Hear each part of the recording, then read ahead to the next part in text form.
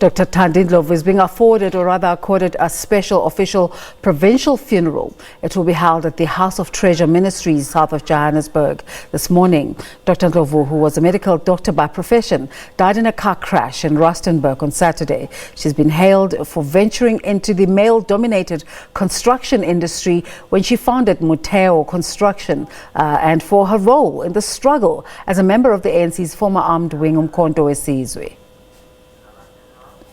Live visuals coming in from the Treasure Ministries Hall.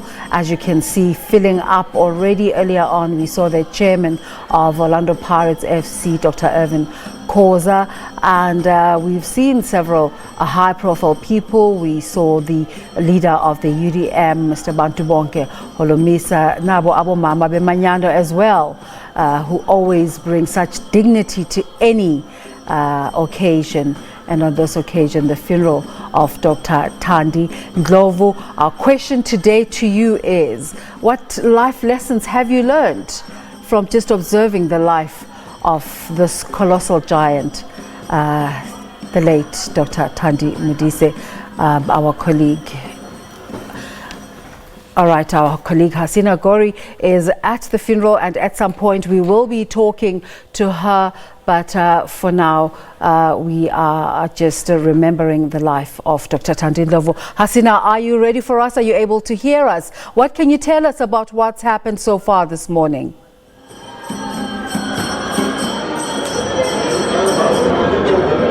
A somber mood here in the south of Johannesburg this morning. The body of Thandi Ndlovu arrived almost half an hour ago as the House of Treasure's Ministry, alongside with her family and her friends. We also saw members of the Methodist Church that she was part of, chanting and praise, walking alongside her into the church where the program is expected to begin shortly.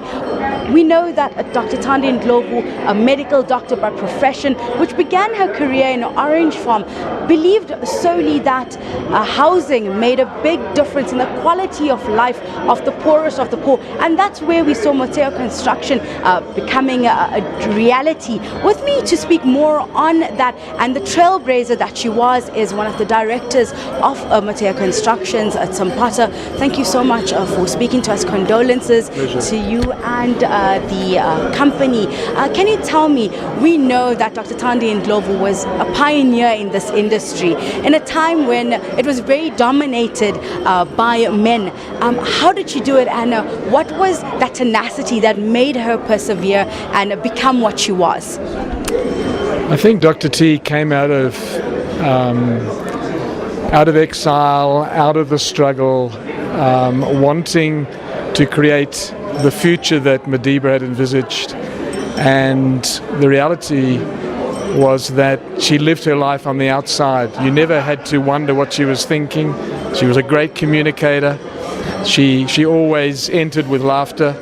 Every day of the last 22 years has been spent just enjoying the experience of having this very full person in your life. And so her dreams, her ambitions, her vision for this country and for the development of the youth of this country, the women of this country, has been an opportunity for myself in my professional career just to experience something beyond the hard measures of the technical aspects of the business, and just to get to know a very warm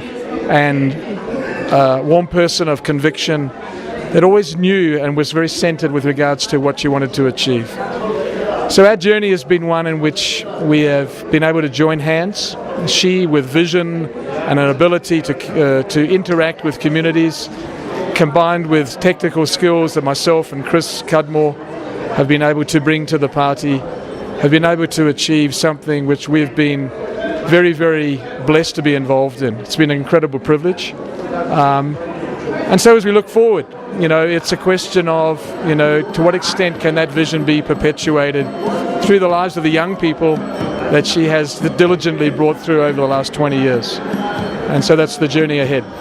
We know that she was fearless not just in her professional life, but also in her personal life. And, one of her passions was hiking, and she's done both the base point in Everest as well as Kilimanjaro. You were there with her, and tell us about that side of Dr. T. Yeah, Dr. T was always up for a challenge. One of the realities is that she did suffer from a chronic asthmatic condition. So actually tackling those milestones was a challenge, you know, physically. And the training she put in was like we all have to do. You know, if you want to attempt something like that, there are things you need to do to actually make it a success. And she was always there egging us on. Come on, it's Mondays and Fridays, off to the Westcliff stairs, up and down, get our training done. And as we set off on those ventures, there was always a sense of expectation, of being together, of the mountaintop ahead, and just enjoying the time where we just talk stories and look over the things we've done and the things of the future. So those times were about sharing personal times. And some of those mountains, they lend themselves to business stories. So the story was, we've reached Everest Base Camp, we've settled the foundation of the business, and now it's up for the youngsters to take it forward to the summit.